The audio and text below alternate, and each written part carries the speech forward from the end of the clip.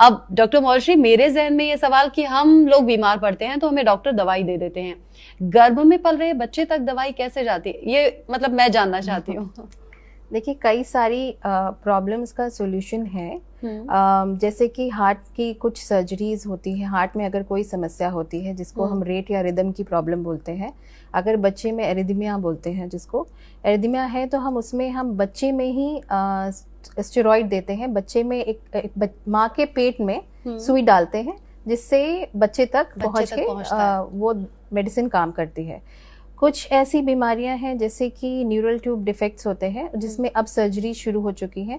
इसमें हम पेट में ही कोशिश करते हैं 8वें महीने के दौरान, जिसमें हम स्पाइन बच्ची की ठीक से नहीं बनी होती है, जिसे हम ऑपरेशन करके खोल के सर्जरी करके उस स्पाइन डिफेक्ट को ठीक करते हैं और वापस से सिल देते हैं। और एक और कंडीशन होती है जिसमें माँ का ब्लड ग्रुप अगर RH नेगेटिव है और बच्चे का, जो माँ के पेट में बच्चा है, अगर उसका RH पॉजिटिव है, क्योंकि अगर हस्बैंड का पॉजिटिव है तो बच्चे के होने के चांस होते हैं। तो उस कंडीशन में हम ये मदर की सेल्स बच्चे की सेल्स को डिस्ट्रॉय कर दें क्योंकि वो ब्लड ग्रुप मैच नहीं करता। तो उस कंडीशन में उसको, बच्चे को खून की कमी होती है जिसको हम पेट में ही डायग्नोज करते हैं। और उस कंडीशंस में हम पेट में जब बच्चा है तभी हम ब्लड ट्रांसफ्यूजन देते हैं जिससे बच्चे की खून की कमी पूरी हो सके और बच्चा सही टाइम पे डिलीवर हो सके और एक हेल्दी बच्चा डिलीवर हो सके। अब एक आम इंसान की तरह मैं सवाल पूछना चाहूंगी, आप तो डॉक्टर हैं, आप सब कुछ जानते और समझते हैं। हमने ये सुना है अब तक कि जो माँ खाती पीती है वो बच्चे को मिलता है, राइट, वो उस कॉर्ड के जरिए। अब आपने कहा कि हम 8वें महीने में अगर पता लगे स्पाइन में कोई प्रॉब्लम है सर्जरी कर देते हैं, या फिर ब्लड में कोई दिक्कत है तो वो भी ठीक हो सकती है। वाटर बैग के अंदर होता है बच्चा, तो फिर सर्जरी कैसे हो सकती है?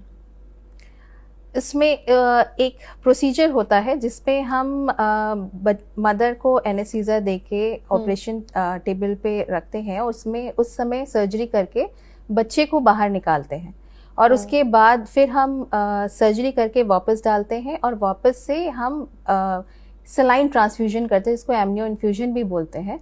उसको करके फिर वापस से एक पानी की थैली बन जाती है जिसमें बच्चा ठीक से रहता है और फिर हम उसको डिलीवर कर सकते हैं। ये तो मुझे एकदम ऐसा लग रहा है कि कोई चमत्कार मैं सुन रही हूँ। ये कब से शुरू हुआ है डॉक्टर मौलश्री? देखिए, इंडिया से बाहर तो काफ़ी टाइम से था, लेकिन इंडिया में भी अब 4 से 5 केस हो चुके हैं जहाँ पे ये प्रोसीजर या सर्जरीज हो रही हैं।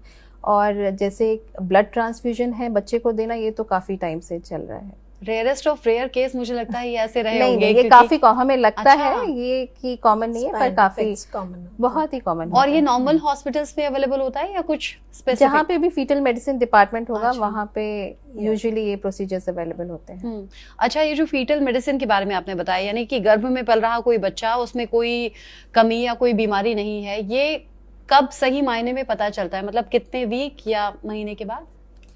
देखिए, सबसे इम्पॉर्टेंट स्कैन, इसमें 2 स्कैन्स होते हैं, अल्ट्रासाउंड्स होते हैं। जो पहला स्कैन होता है 11 से 13 हफ्ते के बीच में, जिसमें हम काफ़ी बारीकी से देखते हैं बच्चे को, उसके सारे स्ट्रक्चर्स देखते हैं।